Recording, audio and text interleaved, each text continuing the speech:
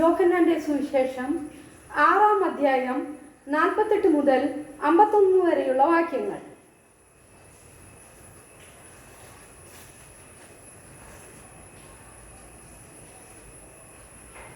അപ്പം വർദ്ധിപ്പിക്കുന്നു.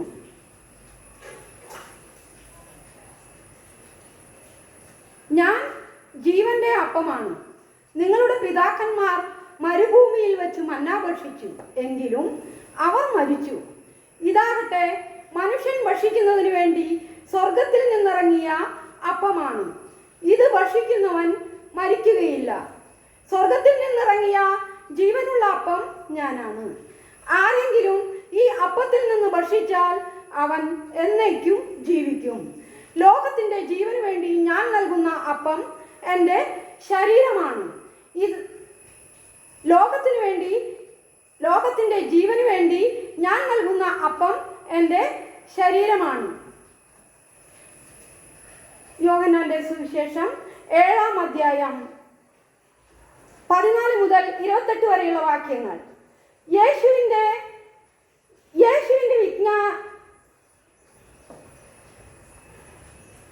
തിരുനാൾ പകുതിയായപ്പോൾ യേശു ദേവാലയത്തിൽ ചെന്ന് പഠിപ്പിച്ചു തുടങ്ങി. ഒന്നും പഠിച്ചിട്ടില്ലാതിരിക്കെ ഇവന് ഇത്ര അറിവ് എവിടെ നിന്ന് കിട്ടി എന്ന് പറഞ്ഞു. യഹൂദർ വിസ്മയിച്ചു. യേശു പറഞ്ഞു, എൻ്റെ പ്രബോധനം എൻ്റെ സ്വന്തമല്ല, എന്നെ അയച്ചവൻ്റേതത്രേ. അവിടുത്തെ ഇഷ്ടം നിറവേറ്റാൻ മനസ്സുള്ളവർ ഈ പ്രബോധനം ദൈവത്തിൽ നിന്നുള്ളതോ അതോ ഞാൻ സ്വയം നൽകുന്നതോ എന്ന് മനസ്സിലാക്കും. സ്വമേധയാ സംസാരിക്കുന്നവൻ സ്വന്തം മഹത്വം അന്വേഷിക്കുന്നു, എന്നാൽ തന്നെ അയച്ചവന്റെ മഹത്വം അന്വേഷിക്കുന്നവൻ സത്യവാനാണ്, അവനിൽ അനീതിയില്ല. മോശ നിങ്ങൾക്ക് നിയമം നൽകിയില്ലേ? എന്നിട്ടും നിങ്ങളാരും നിയമം പാലിക്കുന്നില്ല. എന്തുകൊണ്ടാണ് നിങ്ങൾ എന്നെ കൊല്ലാൻ ആലോചിക്കുന്നത്? ജനങ്ങൾ പറഞ്ഞു, നിനക്ക് പിശാചുണ്ട്. ആരാണ് നിന്നെ കൊല്ലാൻ ആലോചിക്കുന്നത്? യേശു പ്രതിവചിച്ചു, ഞാനൊരു പ്രവൃത്തി ചെയ്തു, അതിൽ നിങ്ങളെല്ലാവരും ആശ്ചര്യപ്പെടുന്നു. മോശ നിങ്ങൾക്ക് പരിച്ഛേദന നിയമം നൽകിയിരിക്കുന്നു. വാസ്തവത്തിൽ അത് മോശയിൽ നിന്നല്ല, പിതാക്കന്മാരിൽ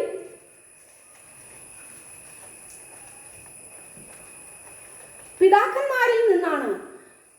അതനുസരിച്ച് ശാപത്തിൽ ഒരുവന് നിങ്ങൾ പരിച്ഛേദനം നടത്തുന്നു. മോശയുടെ നിയമം ലംഘിക്കാതിരിക്കുന്നതിനെ ഒരുവൻ സാബത്ത് ദിവസം പരിച്ഛേദനം സ്വീകരിക്കുന്നുവെങ്കിൽ സാബത്ത് ദിവസം ഒരു മനുഷ്യനെ ഞാൻ പൂർണ്ണമായി സുഖമാക്കിയതിന് നിങ്ങൾ എന്നോട് കോപിക്കുന്നുവോ? പുറമേ കാണുന്നതനുസരിച്ച് വിധിക്കാതെ നീതിയായി വിധിക്കുവിൻ. നമ്മുടെ കർത്താവായ ഈശോ മിശിഹായ്ക്കും സ്തുതി.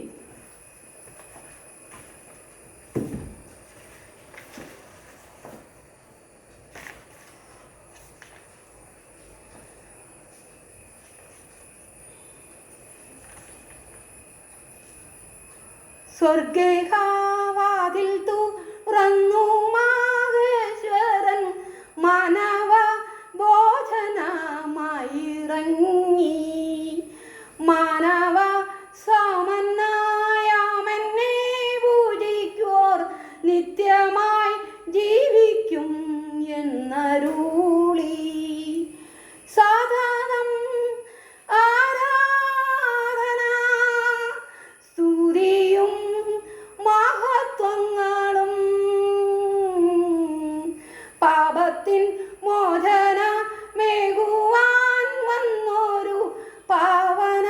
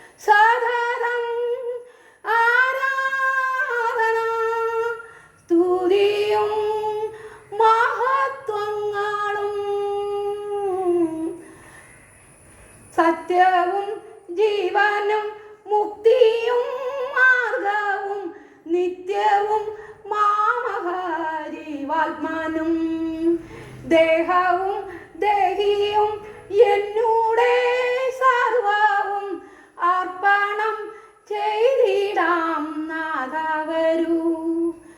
യേശുവേ സ്നേഹസ്വരൂപനേ ത്യാഗമൂർത്തിയെ നീ വരൂ.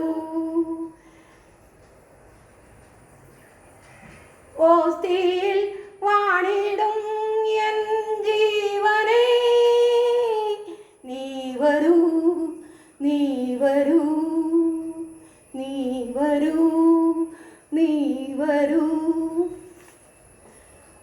എല്ലാവർക്കും ഇന്നേ ദിവസം ശുഭദിനം ആശംസിക്കുന്നു. ഈ പാട്ട് വർഷങ്ങൾക്ക് മുൻപ് എൻ്റെ മരിച്ചുപോയ 33 വയസ്സിൽ ക്ഷയരോഗം വന്ന് വൈദികനാവാൻ ഇരുന്ന പട്ടം പൂർത്തിയാവാതെ മരിച്ച് 33 വയസ്സിൽ മരിച്ചുപോയ എൻ്റെ അങ്കിളിൻ്റെ റൂമിൽ നിന്ന് കിട്ടിയ പാട്ടുപുസ്തകം കാൽവരി ആശ്രമത്തിലെ എൻ്റെ അമ്മയുടെ വല്യപ്പൻ്റെ മകൻ ഈ പാട്ടുപുസ്തകം എനിക്ക് തന്നിരുന്നു. അതിലുള്ള പാട്ടാണ്. കാൽവരി ആശ്രമത്തിലെ എൻ്റെ അമ്മയുടെ വല്യപ്പൻ്റെ മകൻ 90 വയസ്സിനേക്കാളും മേലെ ഉണ്ട്. മരിച്ചിട്ട് 5-10 വർഷമായിട്ടുണ്ട്. ഇപ്പോൾ മരിക്കുമ്പോൾ 90 വയസ്സിനേലും മേലെയുണ്ട്. കാൽവരി ആശ്രമത്തിലെ പള്ളിയിലെ വൈദിക വിദ്യാർത്ഥികൾക്ക് പാട്ടും ഇൻസ്ട്രുമെൻറ്റും എല്ലാം പഠിപ്പിക്കാറുള്ളത് അന്ന് കാലത്ത് സെമിനാരിയിലെ കാൽവരി ആശ്രമത്തിലെ സെമിനാരിയിലെ വൈദിക വിദ്യാർത്ഥികൾക്ക് പഠിപ്പിച്ചു കൊടുത്തിട്ടുള്ളത് എൻ്റെ ബ്രദറാണ് ക്ലീറ്റസ്. ഞാൻ ക്ലീറ്റസ് അച്ഛൻ എന്നാണ് വിളിക്കാറ്, എൻ്റെ അമ്മയുടെ വലിപ്പൻ്റെ മകനായതുകൊണ്ട്. മരിക്കുന്നതിനേലും മുന്നേ ഞാൻ ക്ലീറ്റസ് അച്ഛനെ കാൽവരിയിൽ കാണാൻ പോയിരുന്നു. ആ സമയത്ത് മരിക്കുന്നതിനേലും 3 ദിവസം മുന്നേ എന്നെ കണ്ടപ്പോൾ ഓർമ്മ വന്നു. അപ്പോൾ അവിടെയുള്ള റെക്ടറച്ചനും മറ്റു വൈദികരും പറഞ്ഞു, ഓമനേച്ചീനെ ഓർമ്മ ഉണ്ടാവാവോ എന്ന് പറഞ്ഞു. അപ്പോൾ ഞാനൊന്നും പറഞ്ഞില്ല. ഞാൻ അച്ഛനോട് ക്ലീറ്റസ് അച്ഛ എന്നെ അറിയുമോ എന്ന് ചോദിച്ചു. അപ്പോൾ എന്നോട് ഓർമ്മ കുറവുണ്ട്, എന്നാലും എന്നെ ഓ എന്ന് സംസാരിച്ചു. മുഴുവനാക്കാൻ പറ്റിയില്ല. പിന്നെ ചൂണ്ടിക്കാട്ടിയിട്ട് പറഞ്ഞത് കിടക്കുന്ന അകത്തെ ഒരു ഭാഗത്തേക്ക് ചൂണ്ടിക്കാട്ടിയിട്ട് എന്നോട് പറഞ്ഞു അത് എടുക്കാനാണ് ആവശ്യപ്പെട്ടത്. ഞാനപ്പോൾ അത് എടുത്തപ്പോൾ എൻ്റെ 2007 പ്രസിദ്ധീകരിച്ച രാജാവായിരുന്ന പാവം ഈശോ എന്ന പുസ്തകമാണ്. ആ പുസ്തകമാണ് എന്നോട് എടുക്കാൻ പറഞ്ഞത്. ഞാൻ അതെടുത്ത് കയ്യിൽ കൊടുത്തു. അപ്പം ഞാൻ വിചാരിച്ചു എനിക്ക് തരാനാവുമെന്ന്. എൻ്റെ പുസ്തകം തന്നെ അച്ഛന് തോന്നിയിട്ട് എനിക്ക് തരാനാവുമോ എന്ന് ഞാൻ വിചാരിച്ചു. അപ്പോൾ പേജ് നിർത്താൻ പറഞ്ഞു. പുസ്തകത്തിൻ്റെ ആദ്യത്തെ പേജിൽ എൻ്റെ സ്വന്തം ഓമന മകൾക്ക് അങ്ങനെ ഒരു വരി എഴുതിയിട്ട് അച്ഛൻ, എൻ്റെ അമ്മയുടെ വല്യപ്പൻ്റെ മോൻ ബ്രദറായ ക്ലീറ്റസ് അച്ഛൻ, എൻ്റെ സ്വന്തം ഓമന മകൾക്ക് എന്ന് എഴുതിയിട്ട് അച്ഛൻ്റെ ഒപ്പിട്ട് വെച്ചിരിക്കുന്നു. അപ്പോൾ ഞാൻ പറഞ്ഞു എനിക്കുള്ളതാവെന്ന് വിചാരിച്ചിട്ട് ഞാൻ കൊണ്ടോട്ടെ എന്ന് ചോദിച്ചു. അപ്പോഴേക്കും റെക്ടറച്ചനും 3-4 അച്ഛന്മാരും ആ റൂമിലേക്ക് വന്നു. അപ്പോൾ എൻ്റെ ക്ലീറ്റസ് അച്ഛൻ ഈ ബുക്ക് എടുത്തിട്ട് റെക്ടറച്ചറെ ചൂണ്ടിക്കാട്ടിയിട്ട് അച്ഛൻ്റെ കയ്യിൽ ഏൽപ്പിക്കാനാണ് എന്നോട് ആവശ്യപ്പെട്ടത്. എനിക്ക് അതിശയം തോന്നി. പോവാറായ 2 ദിവസം മുന്നും അന്നത്തെ റെക്ടറച്ചൻ എന്നറിയുന്ന അച്ഛൻ തന്നെയാണ്. ഇനി അറിഞ്ഞില്ലെങ്കിലോ എന്ന് വിചാരിച്ചിട്ടാന്ന് തോന്നുന്നു എന്തോ ആ പുസ്തകം അച്ഛൻ ഒപ്പിട്ടുള്ളത് എൻ്റെ ഓമന മകൾക്കെന്ന് പറഞ്ഞ് ഒപ്പിട്ടുള്ളത് റെക്ടറച്ചന് കൊടുക്കാൻ എന്നെ ഏൽപ്പിച്ചു. അത് കഴിഞ്ഞിട്ട് ഞാൻ അച്ഛന് വേണ്ടിയിട്ട് ഒരു പാട്ട് പാടണോ എന്ന് ചോദിച്ചു. തലയാട്ടി. അച്ഛൻ നല്ല പാട്ടുകാരനാണ്, സ്വന്തമായിട്ട് പാട്ട് എഴുതാനായാലും. അങ്ങനെയാണ് ഇതിപ്പോൾ ഞാൻ പാടിയ പാട്ട്. എൻ്റെ മാണിച്ചൻ അത് നല്ല പാട്ടും പുസ്തകം എഴുത്തും പാട്ടും ഇൻസ്ട്രുമെൻ്റ് വായിക്കലൊക്കെ എൻ്റെ അങ്കിളും എൻ്റെ അമ്മയുടെ ആങ്ങളെയും അങ്ങനെയാണ്. അങ്കിൾ മരിക്കുന്ന സമയത്താണ് ആ റൂമിൽ നിന്ന് ഈ ക്ലീറ്റസ് അച്ഛൻ കുറച്ച് ബുക്കുകൾ എടുത്തുകൊണ്ട് പോയി. അതിൽ നിന്നാണ് എനിക്ക് ഇത് കിട്ടിയത്.